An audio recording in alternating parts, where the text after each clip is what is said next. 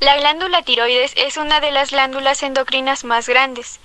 Se encuentra situada justo por debajo de la laringe y a ambos lados y por delante de la tráquea.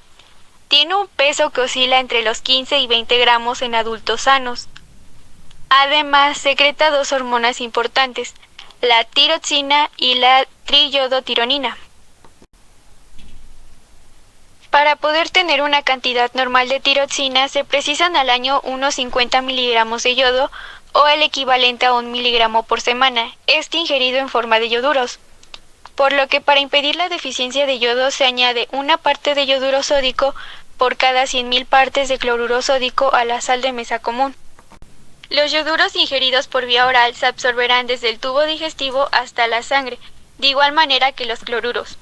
Y en condiciones normales la mayor parte se eliminará con rapidez por vía renal, siempre y cuando las células tiroideas hayan retirado selectivamente una quinta parte de la sangre circulante para emplearla en la síntesis de hormonas tiroideas.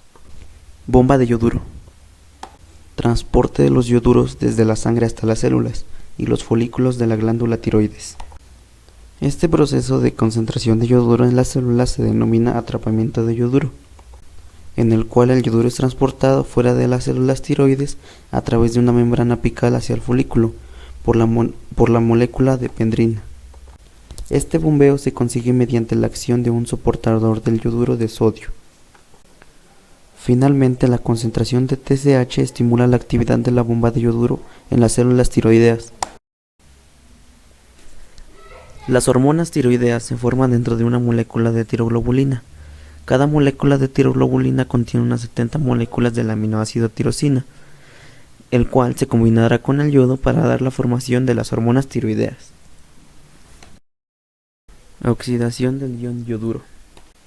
El primer paso crítico para la formación de las hormonas tiroideas consiste en la conversión de los iones yoduro en una forma oxidada del yodo. La oxidación del yodo depende de la enzima peroxidasa y su peróxido de hidrógeno acompañante, que constituyen un potente sistema capaz de oxidar los yoduros.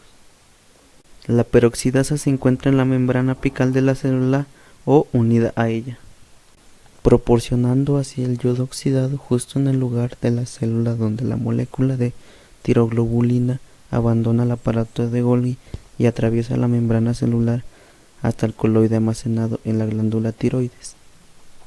Cuando el sistema de la peroxidasa se bloquea, o en los casos de ausencia cognitiva, la velocidad de formación de las hormonas tiroideas aumenta.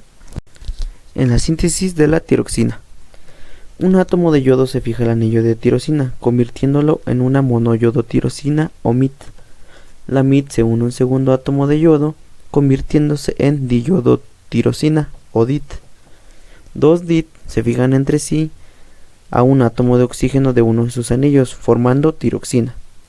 El resto de la cadena peptídica se separa de las tirosinas, pero la tiroxina sigue unida de manera temporal a la tiroglobulina mediante otra tirosina.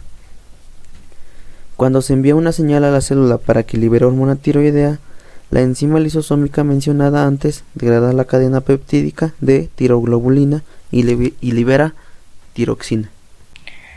Después de penetrar en la glándula, el yoduro se desplaza con rapidez hacia la membrana plasmática apical de las células epiteliales, desde la cual va a transportarse hacia la luz folicular por un transportador de yoduro cloruro independiente del sodio, al que vamos a llamar pendrina. El yoduro se oxida de forma inmediata a yodo y va a incorporarse en las moléculas de tirosina. Las moléculas de tirosina yodadas no están libres en la solución, sino que se incorporan mediante enlaces peptídicos dentro de la proteína tiroglobulina. La tiroglobulina experimenta exocitosis de forma continua hacia la luz folicular y se yoda para formar la monoyodotirosina, MIT, y la diyodotirosina, DIT. Tras la yodación, dos moléculas de DUT se acoplan para formar la T4 y una molécula de MIT y otra de DIT lo hacen para formar T3. El acoplamiento se produce también entre las tirosinas yodadas que forman parte de la estructura primaria de la tiroglobulina. Toda esta secuencia de reacciones se cataliza por una peroxidasa tiroidea, TPO. Para la secreción de hormonas tiroideas, cuando la tiroglobulina se yoda, se almacena en forma de coloide dentro de la luz folicular. La liberación de T3 y T4 hacia la corriente circulatoria requiere de la unión de la tiroglobulina al receptor megalina, por el cual se va a producir endocitosis y degradación lisosómica de la tiroglobulina. La T3 y la T4 son liberadas para salir por el vertiente basal de la célula y así penetrar en sangre. En el transporte de tiroxina y triiodotironina a los tejidos, hay 3 puntos que resumen el proceso. Primero, la tiroxina y la triiodotironina están unidas a proteínas plasmáticas, es decir, cuando acceden a la sangre, más del 99% de la tiroxina y la triiodotironina se combinan de inmediato con diversas proteínas plasmáticas que han sido sintetizadas por el hígado. En segundo punto está que la tiroxina y la triiodotironina se liberan lentamente a las células de los tejidos. Esto es debido a la gran afinidad de las proteínas de unión plasmáticas por las hormonas tiroideas. La tiroxina se une con mayor fuerza que la triiodotironina a esas proteínas intracelulares a las que se unen al entrar en la célula. Y finalmente está el comienzo lento y acción prolongada de las hormonas tiroideas, que es lo que se refleja en la figura 77-4. Cuando se inyecta una gran cantidad de tiroxina en una persona, no se percibe ningún efecto sobre el metabolismo durante 2 o 3 días, lo que demuestra la existencia de un periodo prolongado de latencia. Cuando esta actividad comienza, luego aumenta de forma progresiva y alcanza su máximo valor de 10 a 12 días, que es el punto más elevado que se alcanza a ver en la imagen. Persiste entre 6 semanas y 2 meses. Para la estimulación del metabolismo de los carbohidratos, vamos a tener que la hormona tiroidea estimula casi todas las fases de este metabolismo. Entre ellos está la rápida captación de glucosa por las células, el aumento de glucólisis, el incremento de la gluconeogenia, una mayor absorción en el tubo digestivo e incluso una mayor secreción de insulina. Toda esta actividad obedece la expansión general de las enzimas metabólicas producidas por la hormona tiroidea. En el efecto sobre los lípidos plasmáticos y hepáticos, vamos a tener que el incremento de hormona tiroidea va a provocar un descenso en la concentración plasmática de colesterol, fosfolípidos y triglicéridos. Por el contrario, si hay una disminución en la secreción tiroidea, va a aumentar la concentración de colesterol, fosfolípidos y triglicéridos y casi siempre origina un depósito excesivo de lípidos en el hígado. Uno de los mecanismos mediante los cuales la hormona tiroidea reduce esa concentración plasmática de colesterol va a consistir en el aumento, que es muy notable, de la secreción del colesterol hacia la bilis y su pérdida consiguiente por medio de las heces. Otro mecanismo más explicativo podría ser que la hormona tiroidea va a provocar que haya un número elevado de receptores de lipoproteínas de baja densidad en las células hepáticas, lo que va a hacer que haya una rápida eliminación del plasma por el hígado y la secreción de colesterol en estas lipoproteínas por células hepáticas. Va a existir una mayor necesidad de vitaminas debido a que las hormonas tiroideas van a incrementar la cantidad de numerosas enzimas corporales y las vitaminas vienen siendo parte esencial de esas enzimas o coenzimas. Entonces es por eso que la hormona tiroidea va a aumentar esa necesidad de obtener enzimas. Por consiguiente, a veces aparece un déficit vitamínico cuando se secreta una cantidad excesiva de hormona tiroidea, salvo que el organismo disponga al mismo tiempo de mayor cantidad de vitaminas.